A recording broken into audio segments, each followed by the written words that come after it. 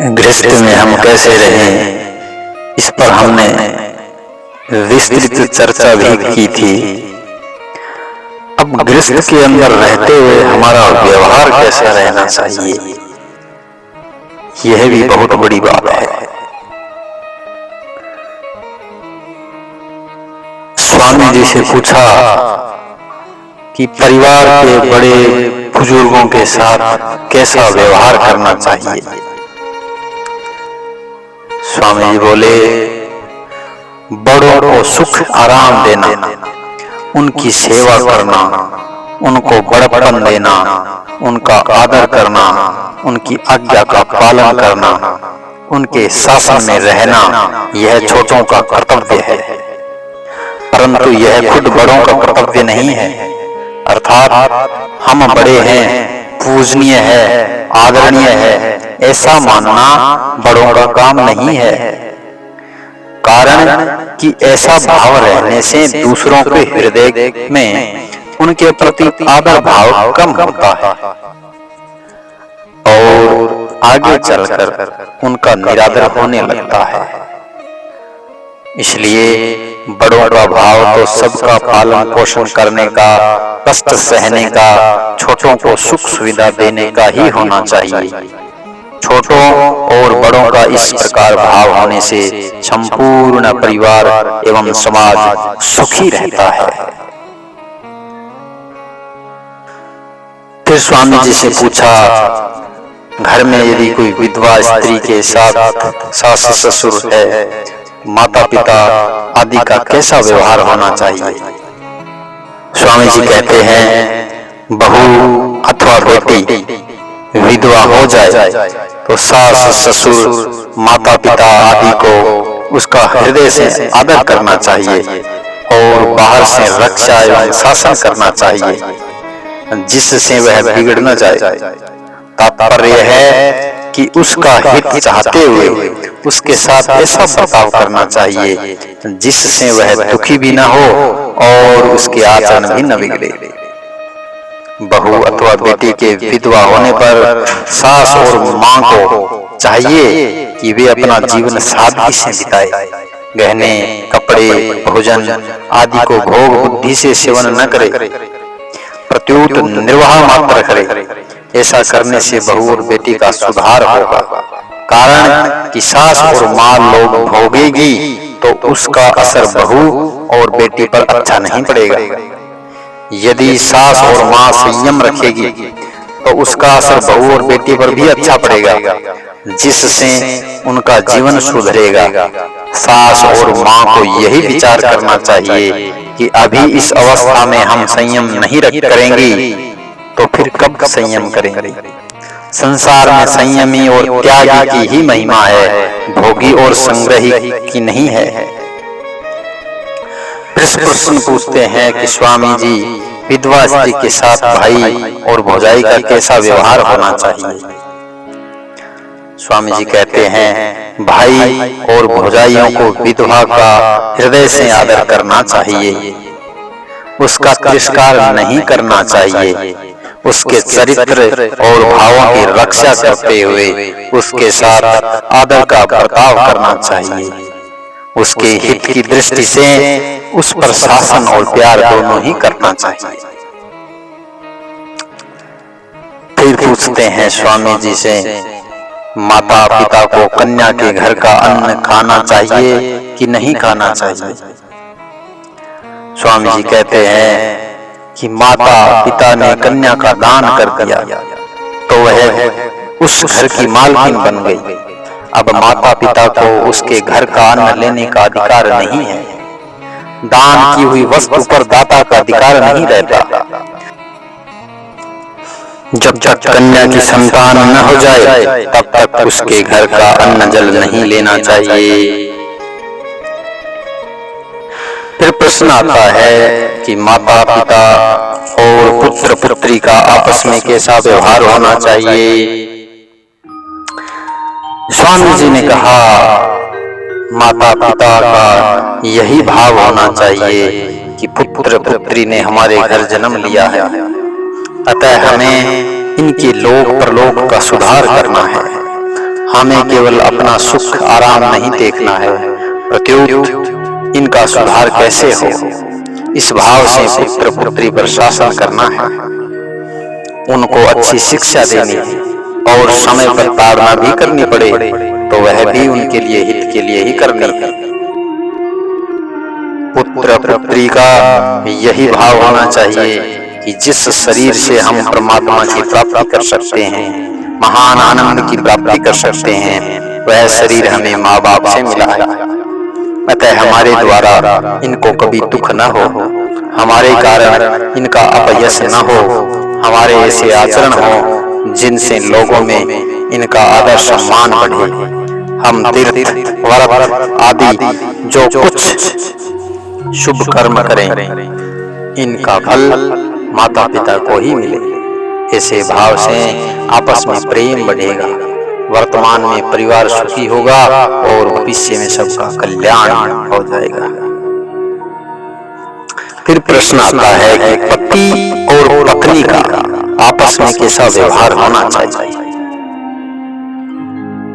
स्वामी जी कहते हैं कि पति का यही भाव रहना चाहिए कि वह अपने माता पिता भाई आदि सबको छोड़कर मेरे पास आई है तो इसने कितना बड़ा त्याग किया है, अतः इसको किसी तरह का कष्ट न हो।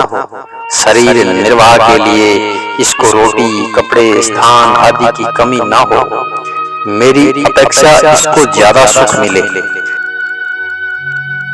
ऐसा भाव रखने के साथ साथ उसके पतिव्रत धर्म का भी ख्याल रखना चाहिए, जिससे वह उच्छृंखल न बने और उसका कल्याण हो जाए।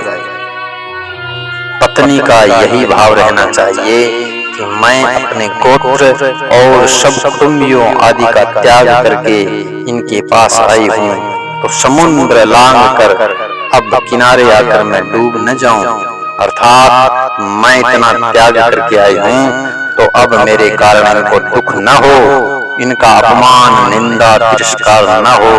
अगर मेरे कारण इनकी निंदा होगी तो बड़ी अनुचित बात हो जाएगी। मैं चाहे कितना ही कष्ट पालूं पर इनको किंचित मात्र भी कष्ट न हो। इस तरह वह अपने सुख आराम का त्याग करके पति के सुख आराम का ख्याल रखें। उनका लोक परलोक कैसे सुधरे इसका ख्याल रखें। प्रश्न फिर उठता है कि सास और बहू का आपस में कैसा व्यवहार होना चाहिए। स्वामी जी कहते हैं कि सास का तो यही भाव होना चाहिए कि यह अपनी मां को छोड़कर हमारे घर पर आई है और मेरे ही बेटे का अंग है, अतः मेरा कोई व्यवहार ऐसा नहीं होना चाहिए जिसके कारण इसको अपनी मां याद आए। बहू का यही भाव होना चाहिए कि मेरा जो सुहाग है उसकी वह खास जननी है, जो मेरा वह सर्वस्व है वह इसी वृक्ष का फल है, अतः इनका आदर होना चाहिए, प्रतिष्ठा होनी चाहिए, कष्ट मैं भोगूं और सुख इनको मिले। ये मेरे साथ चाहे जैसा कड़वा बर्ताव करे वह मेरे हित के लिए ही है। यह प्रत्यक्ष देखने में आता है कि मेरे बीमार होने पर मेरी सास जितनी सेवा करती है उतनी सेवा दूसरा कोई नहीं कर सकता। वास्तव में मेरे साथ विदेशता पूर्वक जैसा व्यवहार सास का है वैसा व्यवहार और किसी का दिखता नहीं और संभव भी नहीं है। इन्होंने मेरे को बहू रानी कहा है और अपना उत्तराधिकार मेरे को ही दिया है, ऐसा अधिकार दूसरा कौन दे सकता है। इनका बदला मैं कई जन्मों में भी नहीं उतार सकती, अतः मेरे द्वारा इनको किंचित मात्र भी किसी प्रकार का कष्ट न हो। इसी तरह अपने भाई बहनों से भी जेठ जेठानी देवर देवरानी का आदर ज्यादा करना है। जेठ जेठानी माता पिता की तरह और देवर देवरानी पुत्र पुत्री की तरह है, अतः यही भाव कर रखना है कि इनको सुख कैसे हो। मैं केवल सेवा करने के लिए ही इनके घर में आई हूँ, अतः मेरी छोटी से छोटी और बड़ी से बड़ी क्रिया केवल इनके हित के लिए सुख आराम के लिए ही होनी चाहिए। मेरे साथ इनका कैसा व्यवहार है इस तरफ मुझे ख्याल करना ही नहीं है, क्योंकि इनके कड़वे व्यवहार में ही मेरा हित ही है। फिर प्रश्न आता है कि भौजाई और देवर का आपस में व्यवहार कैसा होना चाहिए। स्वामी जी कहते हैं, भौजाई सीता जी की तरह और देवर भरत की तरह व्यवहार करे। सीता जी भरत को पुत्र की तरह समझती थी। कैकेयी ने बिना कारण राम जी को वन में भेज दिया था, पर सीता जी ने कभी भी भरत पर दोषारोपण नहीं किया, भरत का निरादर नहीं किया। प्रत्युत चित्रकूट में जब भरत जी ने सीता जी के चरण रज को अपने सिर पर चढ़ाया, तब सीता जी ने उन्हें आशीर्वाद दिया। ऐसे ही भौजाई को चाहिए, देवर कितना भी निरादर अपमान करे, पर वह अपना भातृत्व भाव, हितैषी भाव कभी न छोड़े। देवर को चाहिए कि भौजाई का मां की तरह आदर करे। यद्यपि सीता जी अवस्था में उतनी बड़ी नहीं थी, फिर भी भरत, लक्ष्मण आदि का सीता जी में मातृभाव था। गृहस्थ को अतिथि के साथ कैसा बर्ताव करना चाहिए। स्वामी जी कहते हैं, अतिथि का अर्थ है जिसके आने की कोई तिथि निश्चित समय न हो। अतिथि सेवा की मुख्यता गृहस्थ आश्रम में ही है। 2 नंबर में इसकी मुख्यता वानप्रस्थ आश्रम में है। ब्रह्मचारी और सन्यासी के लिए इसकी मुख्यता नहीं है। जब ब्रह्मचारी स्नातक बनता है, अर्थात ब्रह्मचर्य आश्रम के नियमों का पालन करके दूसरे आश्रम में जाने की तैयारी करता है, तब उसको यह दीक्षांत उपदेश दिया जाता है, मातृदेवो भवः, पितृदेवो भवः, आचार्य देवो भवः, अतिथि देवो भवः। अर्थात माता, पिता, आचार्य और अतिथि को ईश्वर समझकर उनकी सेवा करो। गृहस्थ आश्रम में जाने वालों के लिए ये खास नियम है। अतः गृहस्थ को अतिथि का यथा योग्य आदर सत्कार करना ही चाहिए। अतिथि सेवा में आसन देना, भोजन कराना, जल पिलाना आदि बहुत सी बातें हैं, पर मुख्य बात अन्न देना ही है। जब रसोई बन जाए तब पहले विधि सहित बलि वैश्वदेव करे। बलि वैश्वदेव करने का अर्थ है विश्व मात्र को भोजन अर्पित करना। फिर भगवान को भोग लगाएं। फिर कोई अतिथि भिक्षुक आ जाए तो उसको भोजन कराए। भिक्षुक 6 प्रकार के कहे गए हैं। ब्रह्मचारी, यतेश्व, विद्यार्थी, गुरु पोषक, अध्याग है, क्षीण वृत्तिश्च है, षडते भिक्षुका समृतः। ब्रह्मचारी, साधु, सन्यासी, विद्या अध्ययन करने वाला, गुरु की सेवा करने वाला, मार्ग में चलने वाला और क्षीण वृत्ति वाला, जिसके घर में आग लगी हो, चोर डाकू सब कुछ ले गए हों, कोई जीविका न रही हो आदि, ये 6 भिक्षुक कहे जाते हैं। अतः इन 6 को अन्न देना ही चाहिए। यदि बलि वैश्वदेव करने से पहले ही अतिथि भिक्षुक आ जाए तो समय हो तो बलि वैश्वदेव कर ले, नहीं तो पहले ही भिक्षुक को अन्न दे देना चाहिए। ब्रह्मचारी और सन्यासी तो बनी हुई रसोई के मालिक हैं। इनको अन्न न देकर पहले भोजन कर ले तो पाप लगता है, जिसकी शुद्धि चंद्रायन व्रत करने से होती है। अतिथि घर पर आकर खाली हाथ लौट जाए तो वह घर के मालिक का पुण्य ले जाता है और अपने पाप ले जाता है। अतः अतिथि को अन्न जरूर देना ही चाहिए। गृहस्थ का धर्म तो पहले सन्यासी आदि को भोजन देने का है, और सन्यासी का धर्म गृहस्थ के भोजन करने के बाद भिक्षा के लिए जाने का है। ये दोनों बातें कैसे? स्वामी जी समझाते हैं कि गृहस्थ को चाहिए कि रसोई बन जाने पर पहले बलि वैश्वदेव कर ले, फिर अतिथि आ जाए तो उसको यथाशक्ति भोजन दें, और अतिथि न आए तो एक गाय दुहने में जितना समय लगता है उतने समय तक दरवाजे के बाहर खड़े होकर अतिथि की प्रतीक्षा करें। अतिथि न आए तो उसका हिस्सा अलग रखकर भोजन कर ले। सन्यासी कुछ भी संग्रह नहीं करता, अतः जब उसको भूख लगे तब वह भिक्षा के लिए गृहस्थ के घर पर जाए। जब गृहस्थ भोजन कर लें और बर्तन साफ कर अलग रख लें, उस समय वह भिक्षा के लिए जाए। तात्पर्य है कि गृहस्थ पर भार न पड़े, उसकी रसोई कम न पड़े। घर में 1-2 आदमियों की रसोई बनी हो और भिक्षुक आ जाए तो रसोई कम पड़ेगी।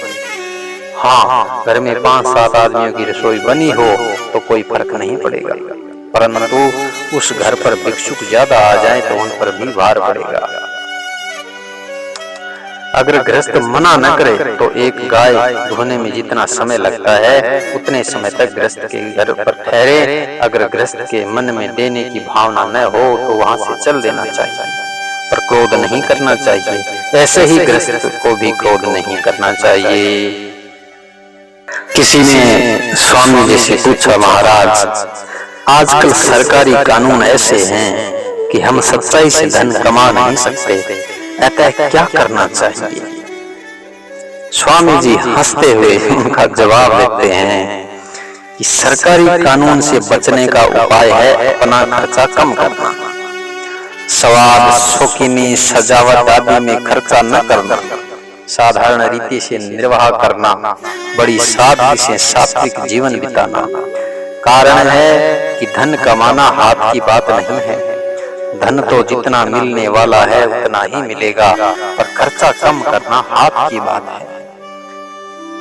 इसमें हम स्वतंत्र हैं। इसलिए सरकारी कानूनों को दोष न देकर अपनी जीवनचर्या जो है उसमें सुधार करके अपना जीवन यापन बड़ी सादगी के साथ करना चाहिए। यह बात तो प्रत्यक्ष है कि हम पूरा टैक्स देते हैं तो धन चला जाता है, और टैक्स पूरा नहीं देते हैं तो धन बच जाता है। अतः छिपा लेना अच्छा हुआ। महाराज जी कहते हैं कि एक बार ऐसा दिखता है कि टैक्स न देने से धन बच गया, पर अंत में वह धन रहेगा नहीं। बचा हुआ धन काम में आएगा नहीं, परंतु धन के लिए जो झूठ, कपट, धोखेबाजी, अन्याय आदि किए हैं उनका दंड तो भोगना ही पड़ेगा। और अन्याय पूर्वक कमाया हुआ धन छोड़कर मरना ही पड़ेगा। अन्याय पूर्वक कमाया हुआ धन चाहे डॉक्टरों, वकीलों आदि के पास चला जाएगा, चाहे चोर डाकू ले जाएंगे, चाहे बैंकों में पड़ा रहेगा, पर आपके काम में नहीं आएगा महाराज। अतः जो धन आपके काम में नहीं आएगा उसके लिए पाप अन्याय क्यों किया जाए? सच्चाई से कमाने पर धन काम आएगा, भले ही कम आएगा, यह बात नहीं है। जो धन आने वाला है वह तो आएगा ही। हाँ, किस तरह आएगा इसका तो पता नहीं, पर आने वाला धन आएगा जरूर। ऐसे कई उदाहरण देखने में आते हैं कि जो धन का त्याग कर देते हैं, धन नहीं लेते, उनके सामने भी धन आता है।